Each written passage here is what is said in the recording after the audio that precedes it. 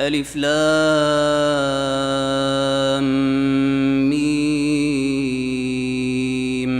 تنزيل الكتاب لا ريب فيه من رب العالمين.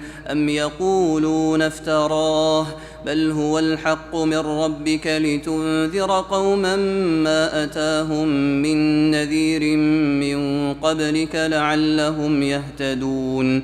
الله الذي خلق السماوات والأرض وما بينهما في 6 أيام ثم استوى على العرش ما لكم من دونه من ولي ولا شفيع أفلا تتذكرون. يدبر الأمر من السماء إلى الأرض ثم يعرج إليه في يوم كان مقداره 1000 سنة مما تعدون.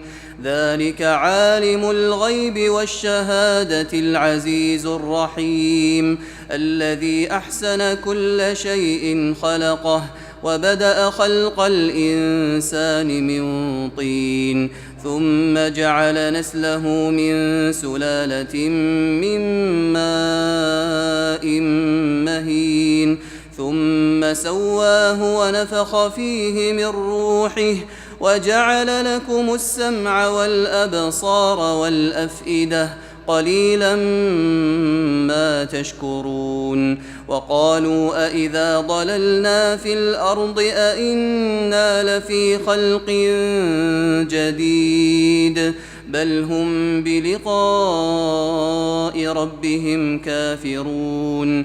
قل يتوفاكم ملك الموت الذي وكل بكم ثم إلى ربكم ترجعون. ولو ترى إذ المجرمون ناكسوا رؤوسهم عند ربهم ربنا أبصرنا وسمعنا فارجعنا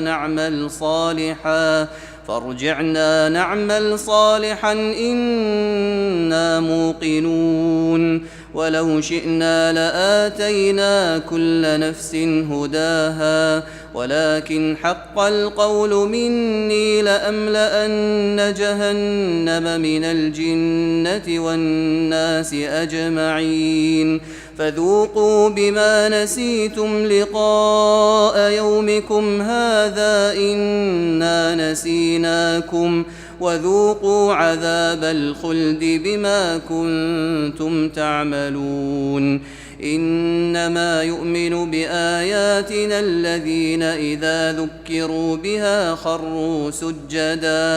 خروا سجدا وسبحوا بحمد ربهم وهم لا يستكبرون.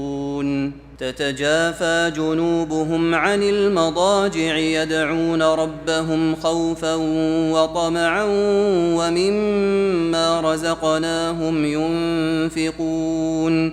فلا تعلم نفس ما أخفي لهم من قرة أعين جزاء بما كانوا يعملون. أفمن كان مؤمنا كمن كان فاسقا لا يستوون.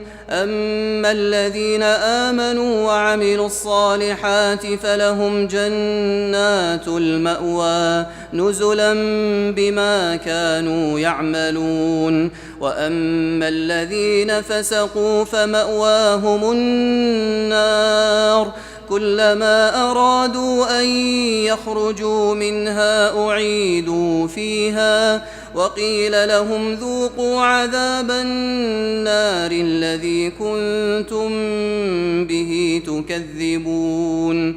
ولنذيقنهم من العذاب الأدنى دون العذاب الأكبر لعلهم يرجعون.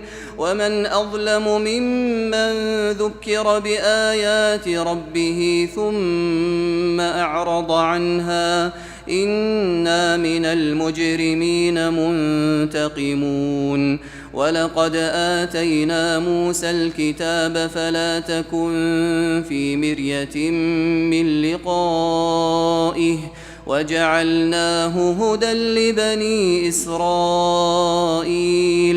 وجعلنا منهم أئمة يهدون بأمرنا لما صبروا وكانوا بآياتنا يوقنون إن ربك هو يفصل بينهم يوم القيامة فيما كانوا فيه يختلفون أولم يهد لهم كم أهلكنا من قبلهم من القرون يمشون في مساكنهم إن في ذلك لآيات أفلا يسمعون أولم يروا أنا نسوق الماء إلى الأرض الجرز